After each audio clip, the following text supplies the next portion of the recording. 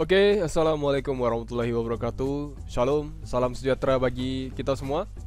Nah, di pertemuan kedua ini kita lanjut dari bahasan yang pertemuan lalu. Hari ini kita bahas bagaimana melakukan select, insert, update hingga delete ya. Nah, pastikan database yang kita buat berhasil connect ke VB seperti yang udah ditutorialkan pada pertemuan lalu. Oke, sebelumnya pastikan dulu database server kita aktif ya. Langsung buka SMPP control panel ya, cari dari start. Kemudian klik dua-dua ini sampai muncul nomor portnya. Dan langsung masuk ke phpMyAdmin dengan cara klik admin yang ada di sini. Oke, sampai terbuka ke phpMyAdmin. Nah, pastikan database kita masih ada. Ada tabel data buku yang udah kita buat minggu lalu di sini ya.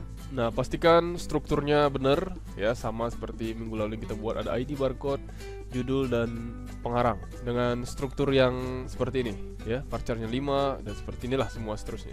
Oke.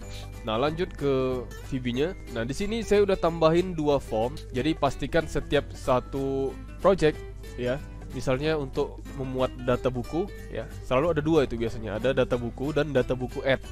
Saya buat ya. Nah, data buku ini untuk menampilkan database yang udah tersimpan, untuk mengeditnya, hapusnya, menambahkan data baru dan sebagainya, kemudian mencari datanya. Dan satu lagi ada FRM data buku add yang digunakan untuk mengedit dan menyimpan data baru ya. Jadi formnya terpisah antara tampilan dengan menginputnya. Oke. Nah, selalu ada 2. Nah, bedanya satu lagi ada add-nya. Ini semua nanti bakalan sama seperti form lain. Misalnya kita mau menambahkan data mahasiswa ya, jadi ada FRM data mahasiswa, satu lagi FRM data mahasiswa add. Nah, yang pertama data buku, pastikan dulu kalian desain form seperti ini. Ini saya kasih propertinya. Yang pertama kita pakai data grid view yang saya kasih namanya DGV table. Kemudian di bawahnya ada label yang saya ganti teksnya menjadi seperti ini, cari judul atau barcode. Dan kemudian ada satu text box yang saya beri nama name-nya txt cari. Kemudian ada 3 tombol. Yang pertama ada button add, teksnya saya kasih nama tambahkan. Kemudian name-nya saya ganti menjadi btn add. Yang kedua ada tombol edit yang saya kasih name-nya btn edit dan teksnya edit teks yang di bawah sini ya. Oke. Nah, yang ketiga ada button hapus. Saya kasih namanya btn delete name-nya. Kemudian teksnya hapus. Oke. Nah, di form kedua di FRM data buku add ada 3 label yang saya hanya ganti teksnya saja ya menjadi seperti ini. Oke. Nah, kemudian ada 4 text box. Yang pertama ada text ID, name-nya saya ganti. Kemudian yang kedua name-nya saya beri nama txt barcode, yang ini txt judul, dan yang keempat name-nya txt pengarang. Dan satu button bernama btn simpan. Oke, silahkan dibuat dulu. Pastikan semuanya sama, name-nya sama, desainnya sama semua. Baru kita lanjut ke coding. Oke, nah setelah semuanya dibuat seperti yang diinstruksikan tadi, sekarang kita masuk ke coding. Ini perhatikan benar-benar ya, karena seterusnya dan seterusnya struktur codingnya akan tetap sama. Paling yang diganti hanya objek-objek. Jadi pastikan di pertemuan ini kalian benar-benar paham bagaimana select, insert, update, delete itu bekerja. Oke, nah sekarang kita mau tampilkan apa yang ada di dalam tabel ke dalam sini. Oke, nah yuk langsung sekarang kita masuk ke area coding. Nah, untuk masuk area coding langsung aja klik ini, view code. Oke, nah awalnya kita harus buat dulu tampilkan tabel di sini. Sub ini nantinya akan dipanggil beberapa kali setiap kita ingin menampilkan data yang ada di dalam tabel ke dalam VB atau aplikasi yang kita buat. Nah, kemudian kita langsung ketik coding seperti ini. Nah, perhatikan codingnya, saya akan jelaskan dulu. Call connect ini wajib selalu ada dan pasti ada setiap kita ingin mengkoneksikan coding ya di VB ke dalam database. Oke.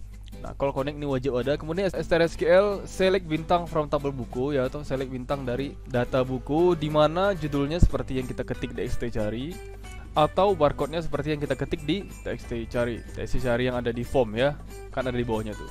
Nah, kemudian ini ketik aja seperti biasa, di bawahnya juga seperti biasa, sama di bawahnya juga seperti biasa. Ya, DGV table ini nama dari data grid view yang kita buat di desain ya. Oke, setelah semuanya berhasil, tampilkan tabelnya udah diketik seperti ini. Nah, langsung kita buat pemanggilan melalui form load. Oke, nah cara masuk ke form load-nya, perhatikan, kita bisa buka formnya dulu. Nah, langsung double klik di bagian sininya ya.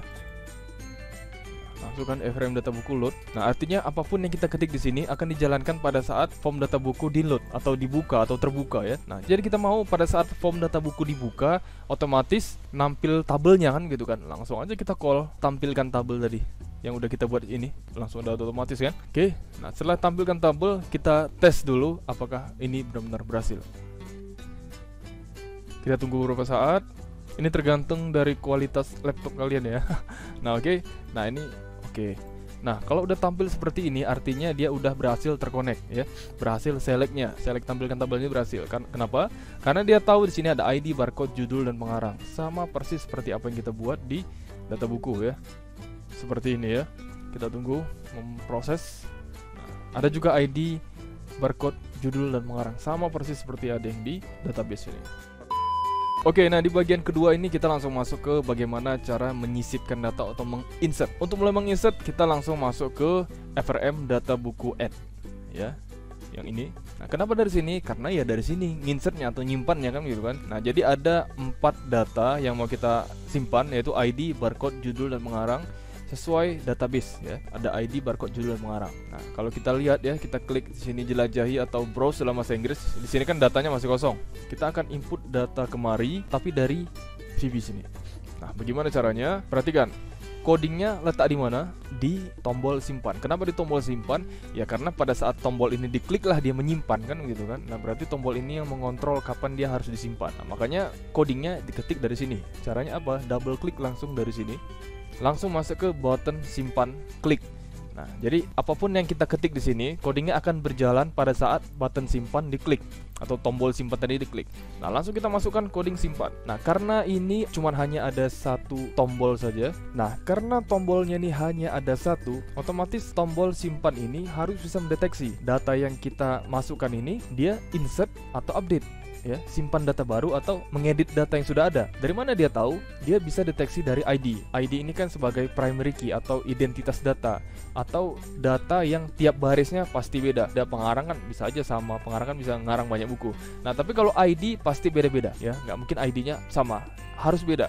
Ya, misal ID buku pertama 00001. ID buku kedua 00002 sampai buku ke 10 juga 00010 kan begitu kan. Nah, misalnya kita mau menginput data atau yang tampil di sini adalah ID-nya 00010 ya. Kemudian diisi datanya. Nah, ketika disimpan, dia harus bisa mendeteksi dengan ID 00010 ini udah ada nggak di dalam tabel. Nah, kalau datanya sudah ada dengan ID 00010 di dalam tabel, otomatis pada saat disimpan dia harus ngupdate kan begitu kan, karena datanya sudah ada, berarti dia hanya tinggal mengupdate data yang sudah ada. Nah, tapi kalau misalnya diceknya ID 00010 ini belum ada dalam tabel, otomatis itu udah pasti menyimpan data baru atau insert kan begitu kan.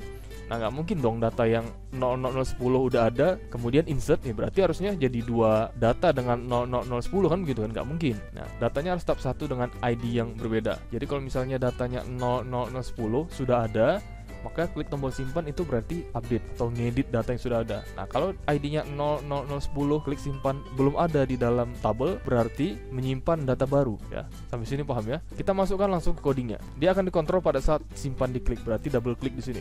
btn simpan klik ya. Logikanya seperti ini. Saya buat notes-nya dulu ya. Kalau kita mulai coding dengan tanda petik seperti ini berarti dia nggak akan terbaca sebagai kode, dia hanya sebagai note saja atau sebagai catatan. Logikanya seperti ini. Cek dulu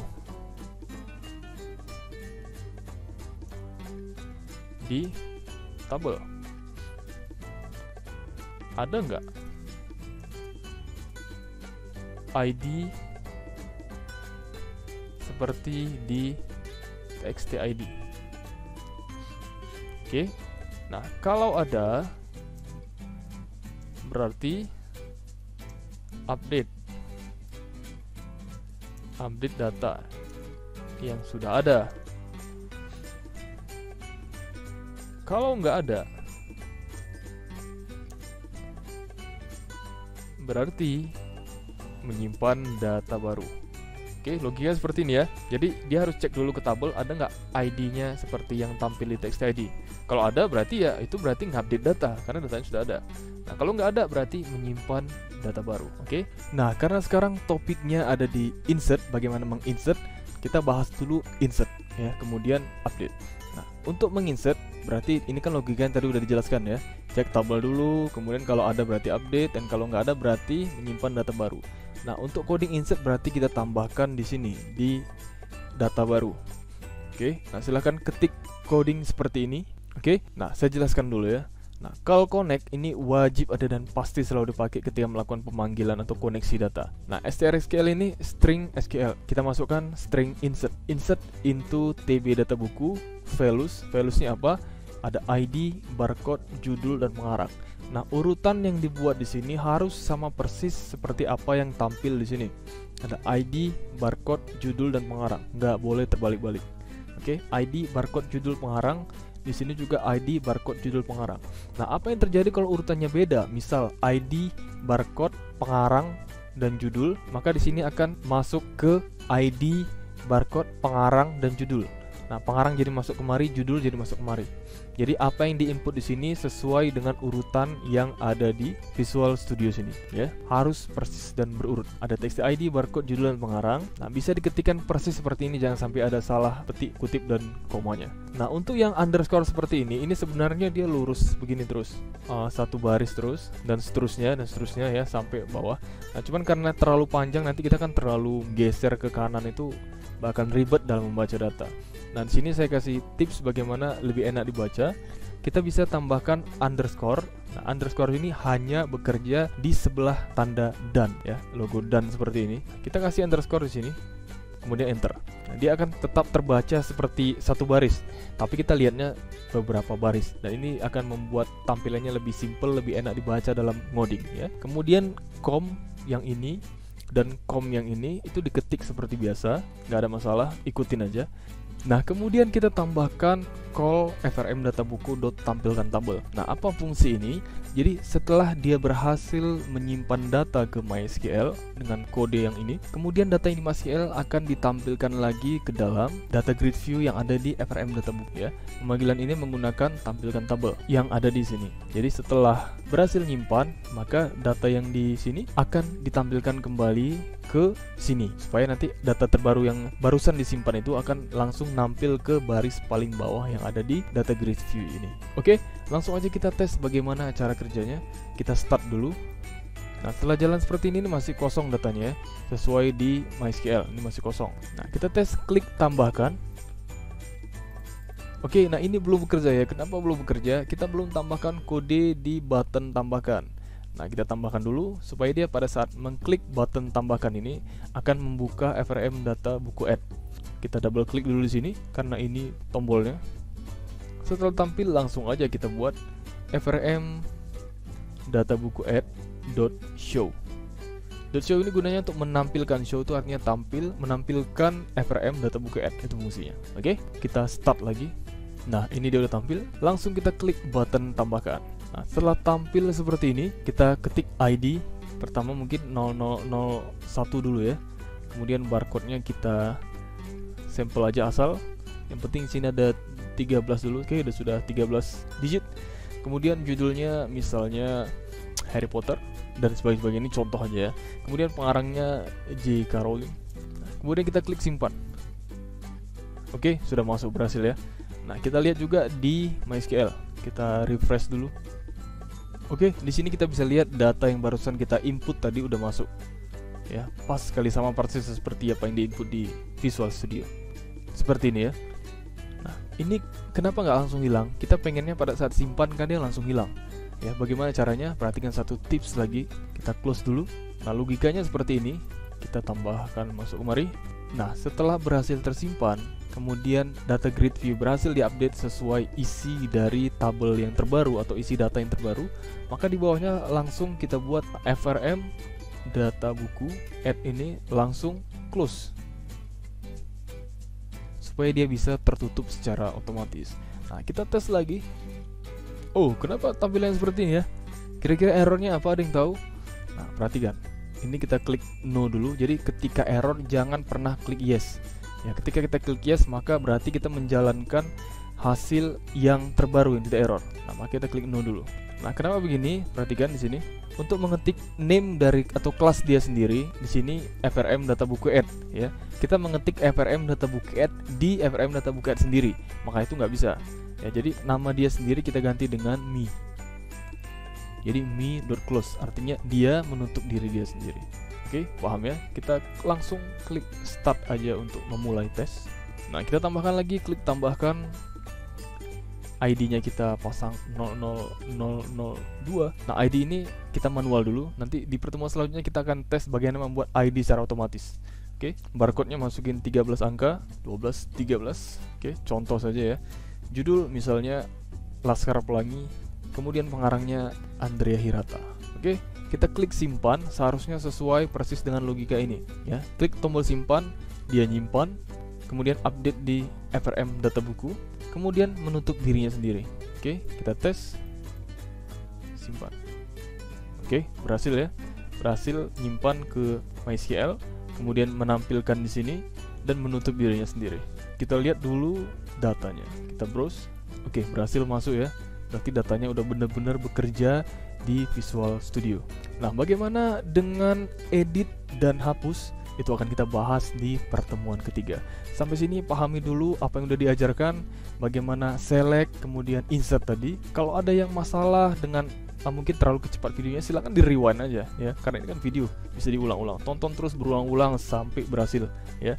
Kerjakan terus projectnya sampai project yang terakhir kita kerjakan ini.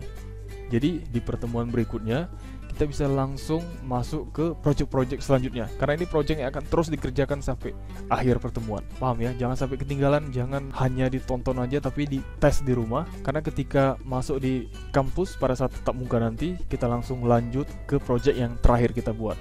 Oke, semuanya terus semangat, jangan pernah putus asa. Walaupun nggak paham-paham kali ya, bisa diulang-ulang terus video tutorial ini ya, supaya lebih lancar lah. Kita kuliah seperti biasa, hanya bedanya tempat aja ya. Kalau ada pertanyaan silahkan dicantumkan di kolom komentar di bawah.